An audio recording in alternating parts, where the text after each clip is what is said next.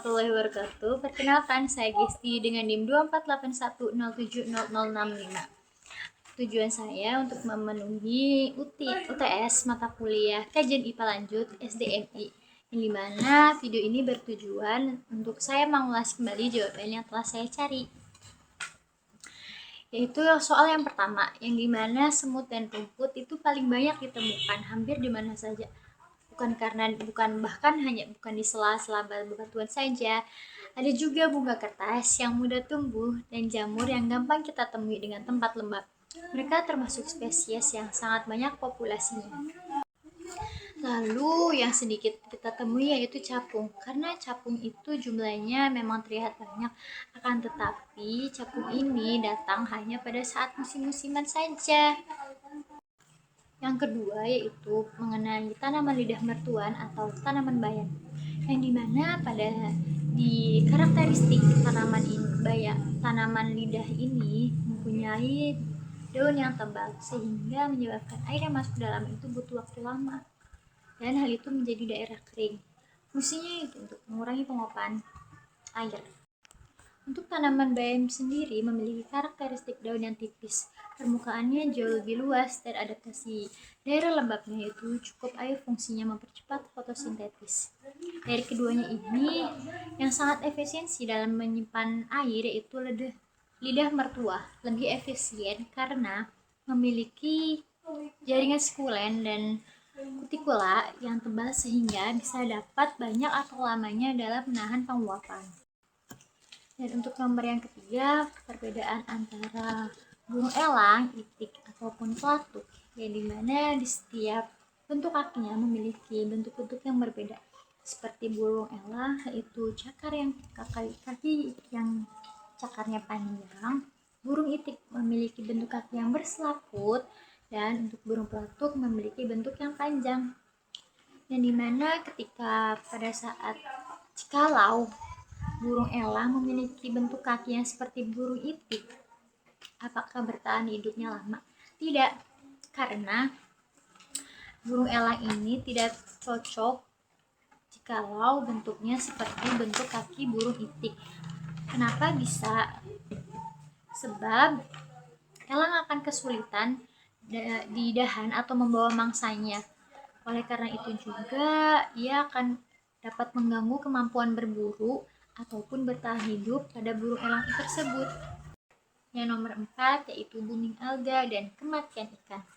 Awalnya air danau ini jernih, penuh ikan, tapi ketika pada saat limbah pupuk rumah ataupun limbah di pabrik masuk ke danau, zat hera atau meningkat, muncullah booming alga, yang dimana alga tumbuh berlebihan, menutupi cahaya, lalu mati.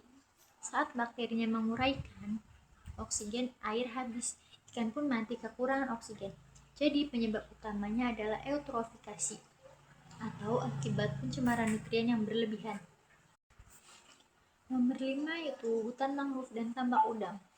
Mengubah mangrove menjadi tambak udang dapat menguntungkan secara ekonomi jangka pendek, akan tetapi mereka tidak memikirkan jangka panjangnya, yang dimana akan menyebabkan abrasi, banjir, dan rusaknya habitat laut jadi ancaman besar. Bagaimana sih solusinya? Solusinya yaitu gunakan sistem silvofishery, yaitu tambak ramah lingkungan, agar tetap mempertahankan sebagian tanaman hutan mangrove dan lebih menguntungkan untuk tambak udangnya. Yang keenam yaitu mengenai usus buntu. Banyak yang bilang usus buntu ini gak berguna, padahal penelitian menunjukkan usus buntu ini menyimpan banyak bakteri yang membantu memulihkan pencernaan saat kita sakit. Jadi bahasa yang dapat kita gunakan untuk menjelaskan kepada anak SD atau MI yaitu menggunakan tempat menyimpan bibit tanaman, yang dimana saat tanaman di kebun rusak, bibit cadangan inilah yang menumbuhkan yang baru. Itu. Nomor 7 mengenai tiup lilin Andi versus Budi. Andi lebih pendek daripada Budi. Kalau mereka meniup lilin dari jarak yang sama, siapa yang lebih mudah mematikan api?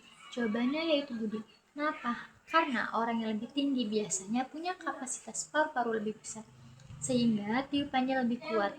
Volume udara menentukan kekuatan napas, bukan hanya sekedar tenaga. Akan tetapi juga berolahraga meningkatkan kekuatan napas ini mempunyai jangka panjangnya. Nomor 8 yaitu jaring-jaring makanan di kebun sekolah.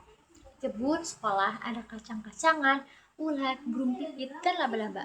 Rantai makanannya yaitu kacang, ulat, keburung, dan laba-laba.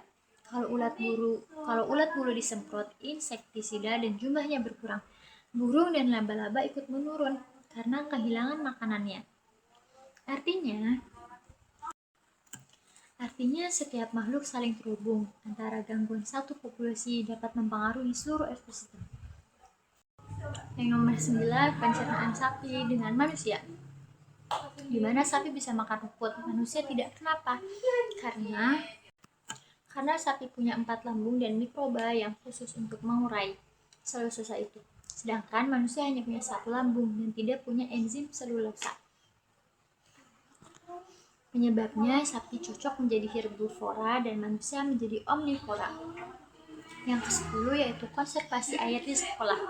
Untuk mengajarkan hemat air pada anak SD, kita bisa mengajak mereka observasi di sekitar sekolah. Contohnya cari keran bocor atau air terbuang. Lakukan seperti eksperimen sederhana, bandingkan antara air dari keran bocor dan yang tertutup. Selama 5 menit saja. Setelah itu mereka buat poster setes air sangat berharga.